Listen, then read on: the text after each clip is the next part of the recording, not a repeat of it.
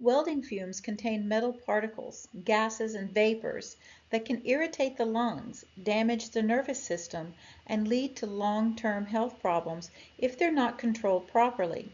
Because welding creates contaminants right at the arc, effective control requires stopping the fumes before they enter the worker's breathing zone.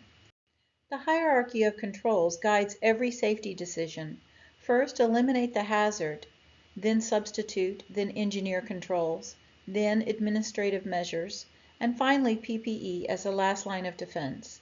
Engineering controls are always prioritized for airborne contaminants because they remove the hazard before it reaches the worker. For welding fumes, the most effective and immediate engineering control is local exhaust ventilation, placed at the source of the fumes. It captures contaminants before they disperse into the workplace, dramatically reducing exposure for everyone in the area. This aligns with OSHA and NIOSH best practices and is the preferred action whenever ventilation is lacking. Respirators are important, but are considered a last resort within the hierarchy of controls. They depend on fit, use, maintenance, and compliance. They do not remove the hazard from the environment. For welding fumes, PPE is supplemental, not the first action to prioritize, unless engineering controls are temporarily unavailable.